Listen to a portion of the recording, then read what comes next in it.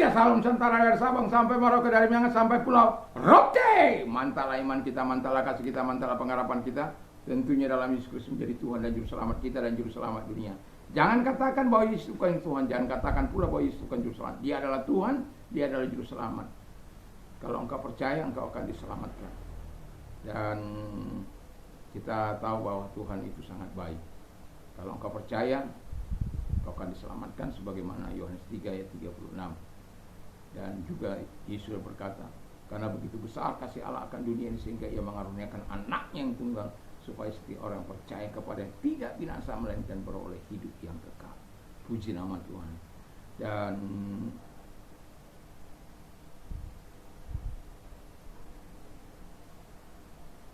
Petrus dalam Kisah 4 ayat 12, dan keselamatan tidak dalam siapapun juga selain dalam Dia Yesus, karena di bawah kolong langit ini tidak nama lain yang diberikan kepada manusia yang olehnya kita dapat diselamatkan. Kenapa? Di bawah kolong langit ini tidak ada nama lain yang diberikan kepada manusia yang olehnya kita diselamatkan. Di bawah kolong langit ini tidak ada nama lain yang diberikan kepada manusia yang olehnya kita diselamatkan. Itu sebabnya dalam Yohanes 3 ayat 6 disebutkan, karena begitu besar kasih Allah akan dunia ini sehingga Ia mengaruniakan anaknya yang tunggal, supaya setiap orang percaya kepada yang tidak binasa melainkan beroleh hidup yang kekal. Puji nama Tuhan. Kalau Anda lihat baju saya berapa, ada 4 dalam khotbah, kok sama saja.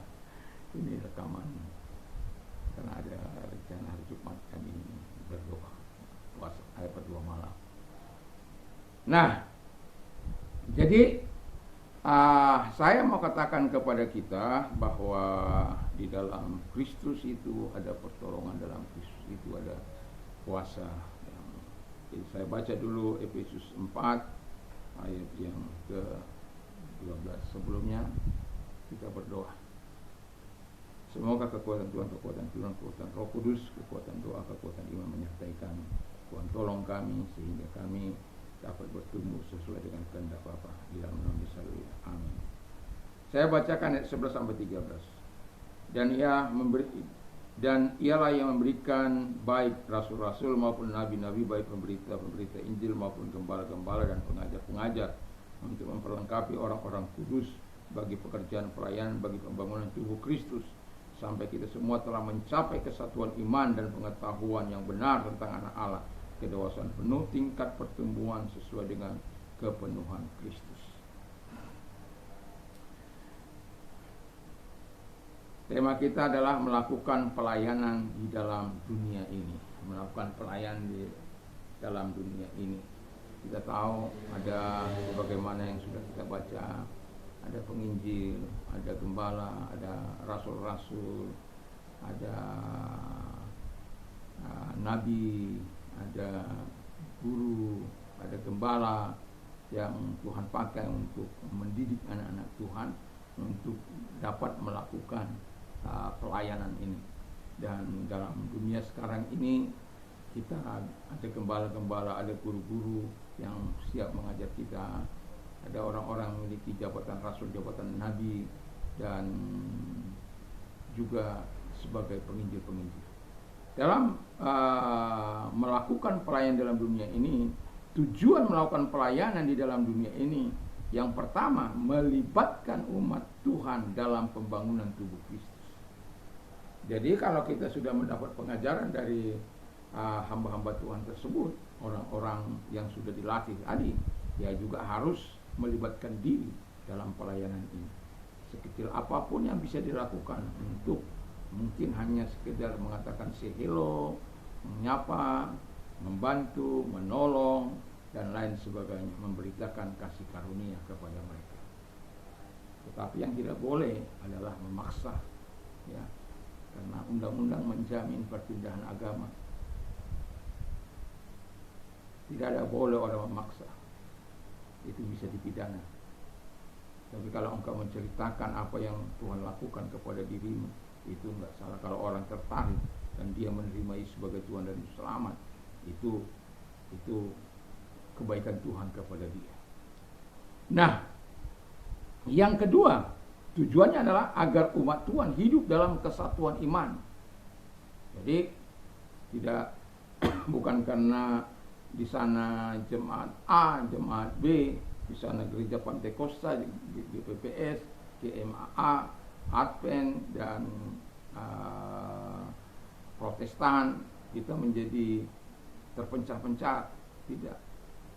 Kita menjadi satu di dalam pengakuan iman di dalam Kristus Yesus. Dan itulah sebabnya agar umat Tuhan hidup dalam kesatuan iman. Jadi kita bisa berdoa bersama, kita bisa bernyanyi bersama, kita bisa beribadah bersama, kita bisa melakukan pelayanan bersama dan lain sebagainya. Walaupun kita mungkin beda doktrin, tapi kita dalam kebersamaan tidak mengandalkan doktrin kita masing-masing, tapi pengajaran tentang Yesus itu harus menjadi yang utama dalam kehidupan kita. Jadi untuk agar umat Tuhan hidup dalam kesatuan iman, karena seringkali umat Tuhan merasa itu bukan golongan saya itu. Itu golongan orang lain. Tapi Tuhan mau mengajar kita untuk melakukan yang terbaik. Yang ketiga, tujuannya agar umat Tuhan memiliki pengetahuan yang benar tentang anak Allah. Jadi kan banyak itu di TV, diplesetkan orang, lalu kemudian lalu dengan menangis dia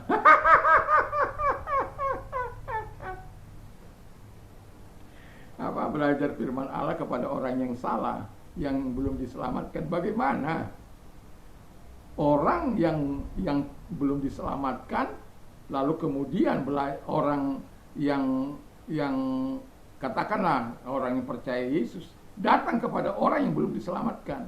Pasang ini loh.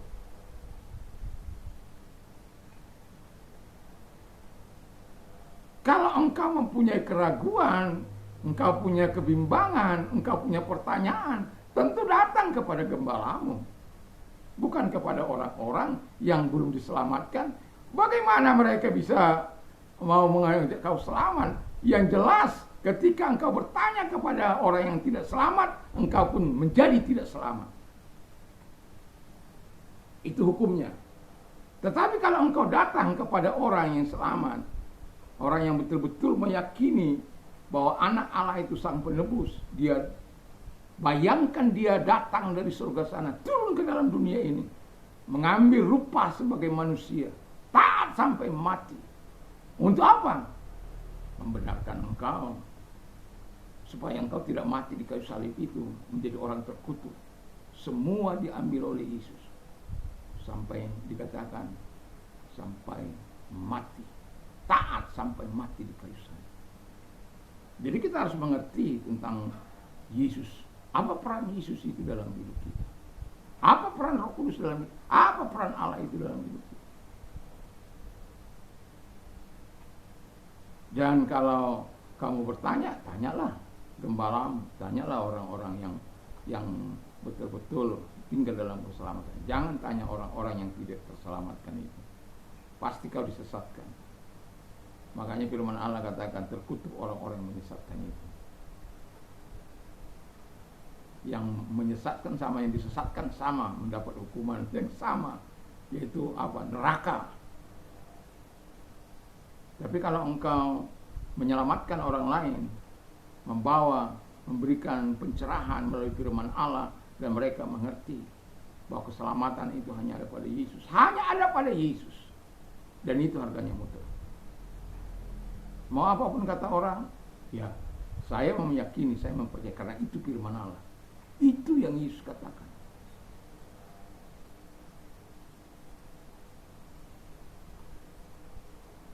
Mana ada orang berkata, akulah jalan dan kebenaran dan hidup, tiada seorang sampai kepada Allah kalau tidak melalui aku.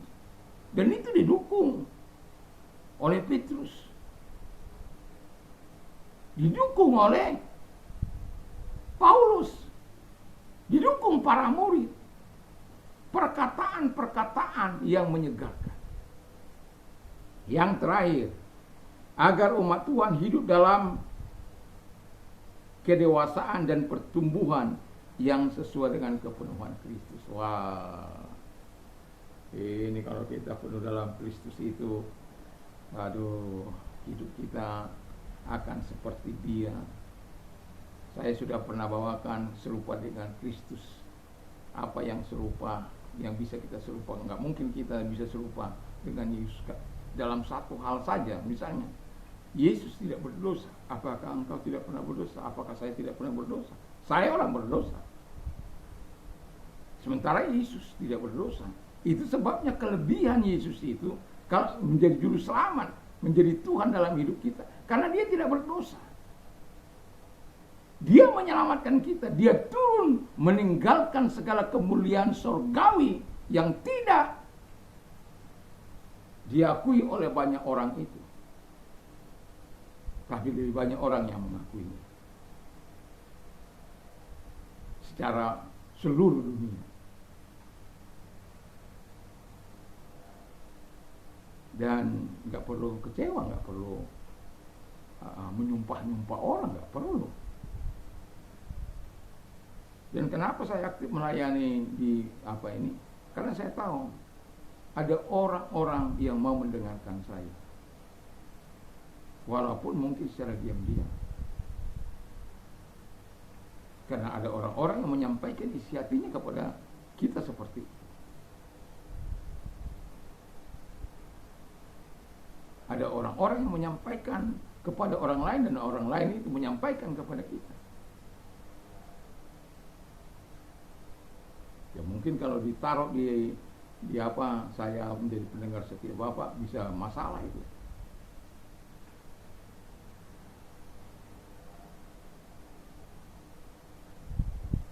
Yang jelas kita memberitakan tentang Yesus Kristus itu, yang penuh cinta, yang penuh kasih.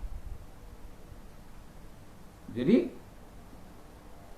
kalau kita bertumbuh dalam kedewasaan dan pertumbuhan yang sesuai dengan kepenuhan Kristus, jadi saya sudah katakan tadi, kita tidak akan mungkin serupa dengan Kristus. Tapi ini firman Allah katakan harus bertumbuh dalam kedewasaan, pertumbuhan yang mengarah kepada kepenuhan dalam Kristus. Itu berarti tahu artinya bahwa Yesus yang penuh cinta, kita harus penuh cinta. Yesus yang setia melayani, kita harus setia melayani. Yesus yang penuh dengan hidup kekudusan, hidup dalam kekudusan, kita juga harus hidup dalam kekudusan. Yesus yang hidup benar, kita juga harus hidup benar di hadapan Tuhan. Jadi kita melakukan itu karena apa? Kita mencintai Tuhan. Itulah sebabnya dikatakan dengan jelas, hidup dalam kedewasaan dan pertumbuhan yang sesuai dengan kepenuhan Kristus. Kalau Kristus memenuhi kehidupan kita, kepenuhan Kristus tinggal dalam kehidupan kita, berarti bukan lagi kehendak kita, tapi kemauan Tuhan. Memang tidak mudah, tapi bukan tidak mungkin. Karena kita punya Roh Kudus, kita punya firman, kita punya Yesus, kita punya Bapa yang akan terus menolong kita untuk bertumbuh dalam pelayanan di muka bumi ini, melakukan pelayanan di dalam dunia ini untuk kemuliaan Tuhan, bukan untuk kemuliaan saya, bukan untuk kemuliaan organisasi, tapi untuk kemuliaan Bapa, Sang Pemilik kehidupan ini. Mari kita tunduk kepala dan kita berdoa. Terima kasih Bapa di surga, terima kasih buat firman-Mu, biarlah kami setia melakukan pelayanan di dalam dunia ini Tuhan, dengan kasih Tuhan, dengan kebenaran, dengan cinta, dengan ketulusan dan kekudusan daripada Bapa di surga. Terima kasih, kami bersyukur dalam nama Tuhan Yesus. Kalau engkau sakit, apapun sakit penyakitmu, angkat kedua belah tanganmu, percayalah Yesus mampu hadir dan menjamah engkau. Dalam nama Yesus, segala sakit penyakit yang mereka ada perintah keluar, dan oleh biru-biru daripada Tuhan Yesus, engkau sembuh oleh kuasanya, engkau sembuh. Jamah mereka Tuhan. Terima kasih buat kesembuhan, terima kasih buat kebaikan Tuhan. Dalam nama Yesus Kristus juga kami berdoa kepada mereka-mereka yang sedang dalam penderitaan, apapun penderitaan mereka. Kalau engkau orangnya, mari angkat kedua belah tangan. Tuhan, lihat tangan-tangannya diangkat kepadamu, menyerahkan diri, genggam tangan mereka, dan lepaskan mereka dari segala penderitaan mereka, dari segala kesusahan mereka, dan tolong mereka sesuai dengan kebutuhan mereka. Di dalam nama Yesus Kristus kami bersyukur, kami berdoa. Terima kasih buat pertolonganmu, terima kasih buat kebaikanmu yang sudah engkau akan dan telah lakukan dalam hidup mereka. Dalam nama Yesus, amin. Tuhan Yesus memberkati. Selamat malam, selamat kita beristirahat, dan jangan lupa untuk membaca firman Allah, berdoa bersama, dan memperkatakan firman Allah. 1-2 ayat Iman timbul dari pendengaran firman Kristus. Damai sejahtera Allah melampaui segala akal akan mengikat hati dan pikiran kita di dalam Yesus Kristus. Mantap, mantap, mantap.